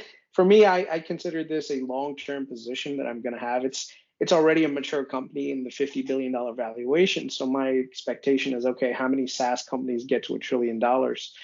Maybe in 10 years it'll be a lot more, but right now there's very few that are, valued that high right now with the current way it is. So even from a valuation perspective, what is the best way to do it? Now this is another company that I'm just dollar cost averaging. I have a fixed amount that I always just put in every few weeks. I think that there's going to be some volatility between 24 and 28 for a little while. I have some debit spreads that I bought between 30 and 40, but that's all the way into 2024, which I think will be okay. I got them at a significant discount. If it does go up significantly, I may end up just selling some of them and buying shares because options are a great way to hedge yourself. They're not a great way to invest in a company because you can never really tell how the general market is going to do and how that's going to impact no, I you. agree. That so, but yeah, but I do think that Palantir has the one thing I have noticed is a lot of the people that I've like used to talk to about Tesla are now invested in Palantir. So there's a huge shift of money that's being done from the Tesla bulls to the Palantir side. And I wonder because a lot of them, and this is going to sound really weird, but they have they have such a strong conviction that they were able to ride Tesla from when it was still in double digits and they never Yeah, relented. That's crazy. yeah, Most hedge funds, investors, they saw Tesla was trading around the 20s for like 5 years. And they're like, no, you know what? This is a bullshit car company. It's never going to make any money. And these people, so it's funny because a lot of people, they consider retail to have the weakest hands. And these yeah, days, the retail has the strongest hands. They're not concerned with quarterly performance. They're like, they don't have a portfolio that, or someone to answer to, or shareholders to answer to, or investors to answer to. So if they don't see a return for 5 years, they're still comfortable adding into the position. They can take concentrated. I know a guy right now, he's taking a concentrated bet in Palantir. 80% of his portfolio is in Palantir. And he's like, no, I'm just going to keep adding. I said, aren't you afraid that this is going to go down to zero? He's like, no, because if it goes down to zero, I'll buy more. I said, you can't buy at zero, man. And he's like, no, it'll never go down. But it's crazy the amount of enthusiasm this guy has. But I laughed at him when he was a Tesla bull. Right now, he's a multimillionaire. He's like sitting on $4 million of portfolio net gains in Tesla right now. I mean, and that he's selling some of it to buy Palantir, and it's nuts, nuts. I no, I I agree. I mean, I totally agree with you. I mean, so here's my some of my investing insights which I don't share in journal. mhm, I mean, like you have all kind of wisdom of yeah, which you can share, but then there are things you don't share yeah, about investing. So here are two other things. And the reason I don't share it because I don't think people can appreciate it. mhm, My view is like when I see a company has 50, 55% of institutional ownership, I immediately exit from that. Hmm. Okay, my idea is like even if it is growth, it's done. Yeah. There are better opportunities elsewhere because the big money is already in here. So this is pretty much like what I always do. I mean, if a company like somebody asks me like, okay, will I invest in a Snowflake? No, because it has institutional ownership beyond my comfort level. And then there are a lot of people who invest in a company when institutional ownership is that much. So that is Hmm. one of the rule I always follow. That I mean, I back myself for identifying companies earlier. Hmm. It's risky, but yeah, I mean, everyone has a different risk appetite. I mean, when I Yeah. invested in SpaceX, everyone told me, dude, see, you need to think from Chris' point of view. Chris, I live in Malaysia. Hmm. Okay, Malaysia is not Silicon Valley or New York. Hmm. All these companies in my circle, people have not heard the name. Like when I said I'm Clark, I said, how do you spell it? That's the kind of, I mean, the place I live for. And I mean, when I express in Latai, people say, what is that? They do magic machine. What do they do? That was the thing. I mean, is it even legal? Yeah. So, yeah. I mean, for my idea is like, so I just cannot invest in a Snowflake because, yeah, Hmm. I mean, it can go as high as it should be, but it just doesn't qualify my criteria. Yeah. So that is one. The second thing which I don't share in general, same reason again is that I don't know whether people can appreciate it or not. Is Hmm. uh, see if you cannot have a product, okay, I mean, like for example, I'll give you an example. Like all these people who go bearish about Tesla, and they say Tesla is overvalued, and why Tesla is overvalued, and they give the reasons of list 10 list, Hmm. and then you ask then where you should invest in Lucid and Rivian, and why, and then they give the same 10 list. I said, man, what are you telling me that these 10 reasons why you are giving me that this is why Tesla is overvalued, Hmm. and the second reason you are giving me to a company who is already having a much higher multiple without a product is undervalued. I mean, understand the I said the only reason, like for example, if you talk to, and please don't get me wrong, I mean, I like Lucid cars and I believe Rivian has a Hmm. good product. So when they ask for multiples and they say their multiples, then people you say, okay, they are not Tesla, they should not get this multiple. So these people who are supporting this company and these companies, they say, no, we are doing this as well. We are doing chargers, we are doing solar. They try to say that we are doing everything what Tesla is doing. Hmm. Okay, so when I see this kind of mapping, that means then I realize, okay, a lot of these people or a lot of these companies in terms of valuation is just pure bullshit. Yeah. They are just doing it because they want that number, and these are the people who are going to paper hand it very fast. Yeah. Of course you cannot call it because it's just pure instinct. Yeah. And so a lot of time, like what happens is when somebody like I discuss about, I mean, Rivian's is 80 billion, and I thought, I mean, like, okay, they have a good truck and they have to actually take a lot of proud to be the company who managed to get the first truck in the market in terms of EV, and it's a nice product. Hmm. The challenge now is getting a scale up version of that. They also have products in terms of van, which coming with the Amazon. So now their challenge is getting mass manufacturing. And let's say they get it. Hmm. Are they working on AI as a service? Are they working on FSD? So if you ask them, like if you go to Lucid, they say, oh, we have this ADAS and it is the best advanced system, blah blah. It's all marketing bullshit. Yeah. I mean, my title is marketing and strategy lead, so I mean, Hmm. I understand. I mean, what's the substance sometime and what's not. So, so if you are saying your product is to be valued in a certain way and it's untested, then what about the product which is tested? And this is Hmm. where I big disconnect with the finance media in general, because the same reason they try to bully a company, the same reason they put on the another company. And it's still like, for example, like a lot of time what happens, and this is one of the statement I hear, and I say like, okay, people always say, okay, all these car companies combined has this much valuation, and Hmm. Tesla is on this side. So Hmm. it's just unsustainable. I said, if you take these companies on this side on terms of valuation, have you actually calculated the total debt on these companies? It is more Hmm. than 2 trillion. What is the debt on this side? 2 billion. No, this is not debt on this side. This is their financial division. I said it's very simple. Accounting has a very simple rule. Money borrowed Yeah, is debt. It doesn't yeah, matter in which form you borrow and what you yeah, enable. I said I'm not saying it's debt or it's liability. It's their balance sheet saying is their liability. yeah, Okay, and this liability has to be paid by the payment and premium which you are receiving from your customers. So it yeah, somebody has will come to you and this money has to be paid and it will come from your revenue. So yes, I mean it is that and somebody has to pay for it. yeah, Okay, and another thing is like, and nobody talks about this that this ICE musical chair will stop one day.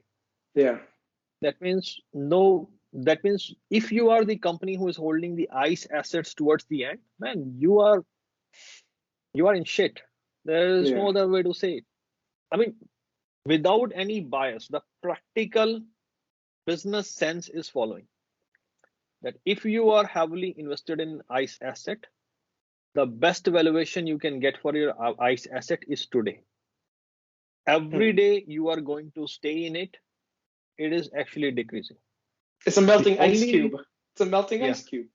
it's a melt, and the only reason people are doing it is because they are selling this dream to their investors that we will make the smooth transition from ICE to EV. There is no smooth transition.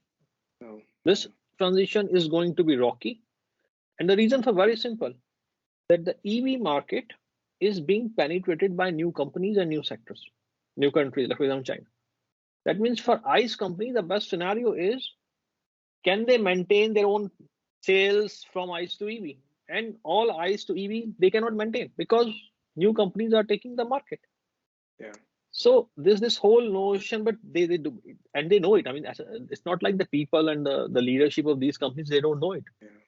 They know it. Their idea is that I'm a CEO for 3 years. I just live to live my life comfortably for these 3 years, and then the problem is for someone who comes after me. Yeah.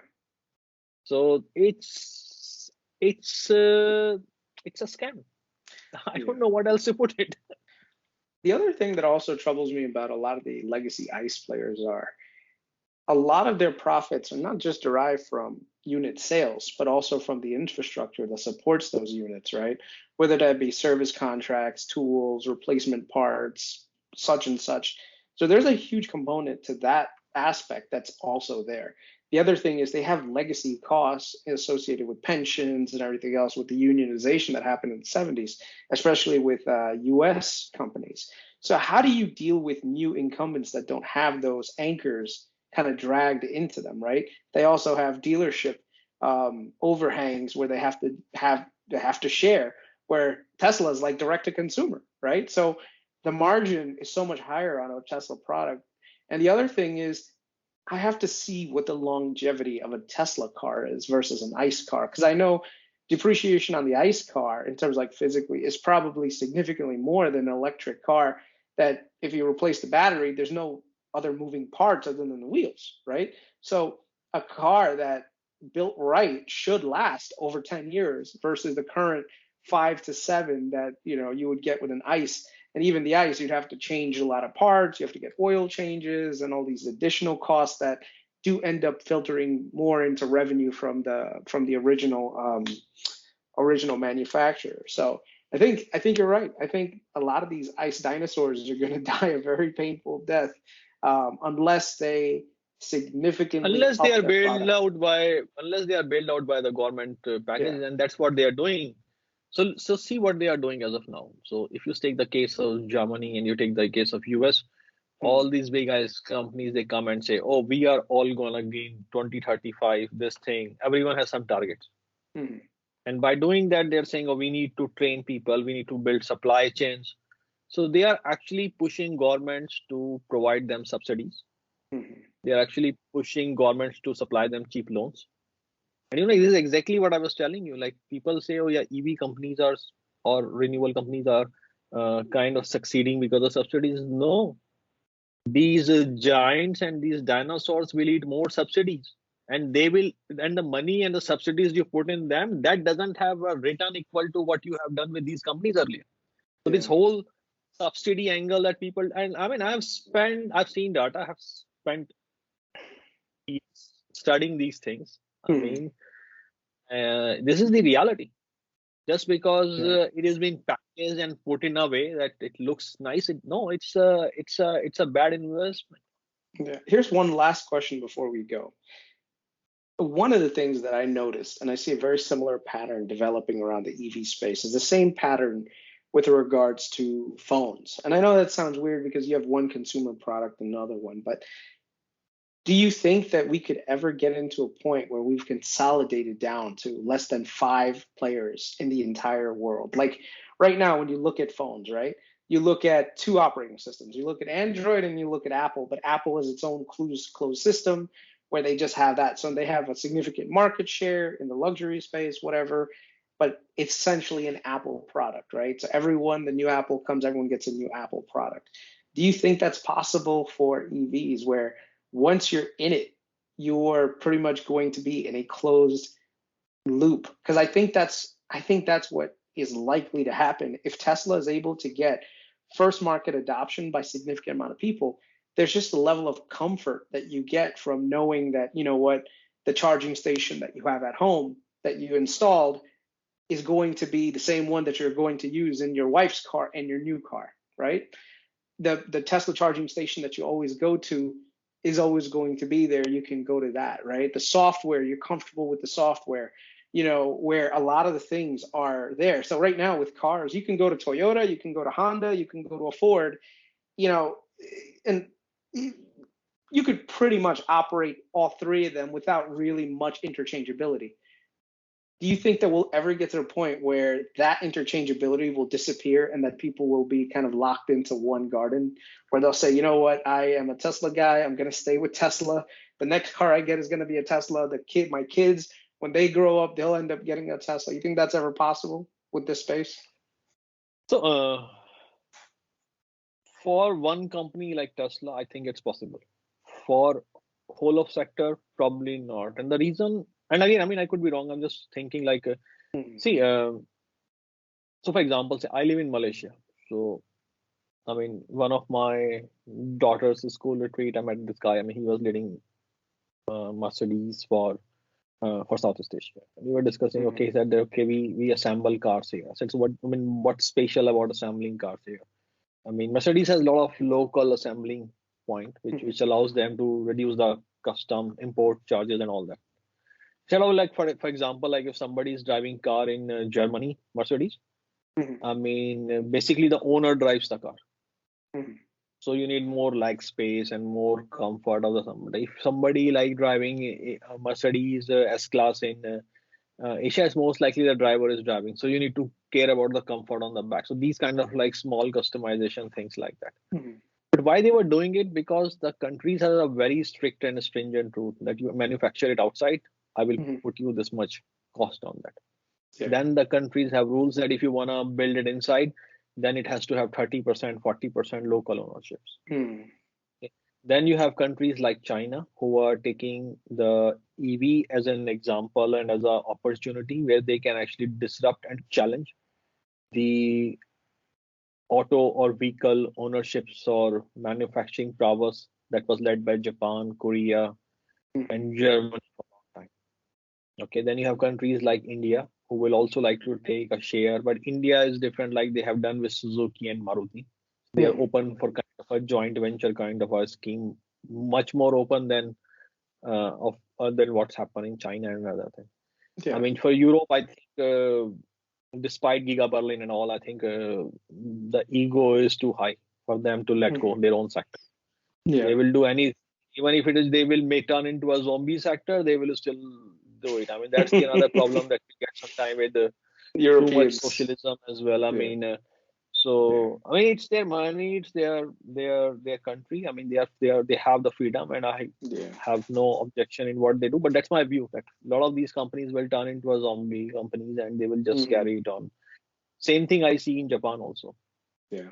So I mean, the thing is that people's arrogance and ego will probably not allow it to happen. Hmm. Yeah. Because But the yeah, I way mean, companies yeah. like yeah, Tesla has a very clean image. Everybody loves Yeah. it. Everybody respects it. I mean, of course, like there are people who hate it also, but people Hmm. don't hate Tesla. They actually hate Tesla stock and they throw their Yeah. hate on the car. But I mean, yeah, I think it's their choice. I cannot say. I mean, they have their own Yeah. freedom to do whatever they like. Yeah. But yeah, I mean, so things like this is um, so Tesla is one which everyone wants. They like it, they don't like it, but like for example, India has made it very clear that we Mhm. want you to manufacture here. Yeah. Okay, and if Tesla can crack the code of India, Yeah. I think that's the last frontier in my opinion. I mean, you Yeah. can crack code India, that means you can, because whatever a lot of cars manufactured in India that goes to Africa and Latin America, that means Mhm. you reach to anywhere in the world if you can manage to get a right price point and a right car for an Yeah. Indian market. So it's a quite a milestone. So India's Tesla is probably biggest, yeah, the company India's biggest that challenge has always been that bureaucracy. That's I know so many companies that want to get a head start in India and invest, but they just can't deal with the bureaucracy. And the problem is the political and the angles are always changing. So even if you wanted to deal with the corruption and just say, okay, I'll pay off this guy, within the next election cycle, a new guy comes and you got to pay this guy now, and so it's actually this is also slightly different in India nowadays. I mean, so what is happening is a lot of these companies who come to India, they they don't want clean start. They want to find someone who is crooked and who can help them grow. hmm, I mean, if some companies who starts with an honest approach, and I mean they can succeed as well. I mean, like for example, if you see the success of Hyundai, I mean hmm, Ford can say a lot of things. Oh, we failed in India because of this and that, but yeah, Ford failed because of Ford. There is nothing yeah, else to blame for it. I mean, Hyundai, you see, I mean, Hyundai came. I remember, like, I think it was 2005. I was in my office was in Goregaon state. It used to be like we used to have a film city also there, and my office was there, and we yeah, had this road show there with Hyundai cars. This is where I first time I saw the Gats and a hmm, couple of other cars. Now I said, man, who buys these Hyundai cars? hmm, But Hyundai made market in India. I mean, yeah, so that is the thing. They approached it right. They approached it humble. The American companies, and I know, I mean, I have friends who lead auto sector. I mean, one of my very close friends, he leads literally the 65% auto sector in Sub-Saharan Africa before that in hmm, India. So I mean, so the challenge was with companies with like Ford was the leadership comes with a lot of arrogance. Oh yeah, yeah, we are here and everybody wants us and we can get things the way we want to get it done. I think that's a wrong approach, and they have done it like in past, like when you remember, like the case of Tata acquiring Land Rover, and like 8 years yeah, ago, the way they treated Tata, and then the Tata came to the rescue of them. yeah, So that is the problem. I mean, a lot of these companies, they have very typical Wall Street type CEO and thinking, and a lot of arrogance that actually allows them or not allow them to succeed. But then there are companies like who came from Asian roots. Honda is very successful in India. hmm, I mean, even like some of the companies, like even you see Mercedes, like who came from Germany. I mean, Mercedes is very successful in India. yeah, yeah, So some of these American companies, actually, if you see specifically American companies fails in India. With all this attitude, they come and the idea that people will throw themselves to them. I mean, so like GM failed yeah, historically in India. Ford is yeah. another one. So I mean, in this particular case, yes, I mean challenges are there. So my belief is if any American company will succeed in India, that is going to be Tesla. Yeah. Now, it's not Well, going to be easy. It's not going to yeah. be easy. It's going to be painful, but yeah, I mean, given the character Elon has, I think I fully believe he will be able to do it. Interesting. All right. Well, it's been a fun chat, 2 hours plus. Whew. Yeah, man, it's Yeah. uh, it's fun, Yeah. man. Really appreciate. Yeah. We had a good time. Well, you know what? Let's do this again sometime. Hopefully, our portfolios are nice and fat over the next couple of weeks. Hopefully, the earnings reports all come out real positive. I'm looking forward to Klarna going public. Once it does, I think I'm gonna start a position in it, and we'll see. It might be a little Yeah, while right now. Yeah. yeah, I hope so also because Klarna should go public sometime. I'm Yeah. really waiting for that as well. I didn't realize that they had such large amount of market share, but it's outside of the U.S. That's why I didn't really realize it as much. But I was telling you last time I was buying some tickets on Ticketmaster, and I was like, oh, this is interesting. All of a sudden I'm seeing buy now, pay later everywhere. It was like a year ago you couldn't, you didn't know what it was. Now you go to Amazon, Shopify, everyone has a buy now, pay later feature there. And what I found is a lot of younger people in my generation, they're not using credit cards. They're using buy now, pay later. No, I mean, I agree. I mean, this is what I realized early, and I mean, I don't know whom to thank for it, that I identified the BNPL fund very early. Mm-hmm. So I mean, actually, there was one of the fund in Southeast Asia. So they were trying to buy in when it was 31 billion. So someone recommended them because they were going through the same PE company where I buy, and the PE company recommended them to talk to me that particular time. So I had a chat with them, and they wanted to understand this whole BNPL, and it was 31 billion, and then they entered at that point, and after like a couple of months, it went to 46. So they were pretty excited. Mm-hmm. So I mean, the one of the head of the fund is very excited, and he's like launching some pre-IPO based fund. So he's always like, so we have nowadays we have like quite a good discussions on different trends, which companies to invest, things like that. So that became quite a good contact as well. Yeah. And I mean, I also get to learn a lot. Yeah. Probably in future we do something more in terms of business as well. Yeah. But yeah, I mean, last year was quite unique, and I'm happy that I identified like space trend early and Yeah. BNPL, psychedelics, Yeah. drug discovery, and AI based like Peptologics Yeah. and etc. So I think from that point, I think 2020 was not bad for me. Yeah. And hopefully 2022, it's even better. All right. Yeah, It was good talking to you. All right, Sachin. Take care. good All talking to right. you, man. Take care. Yep. Bye. You Stay too. Take safe. care. You too. Bye.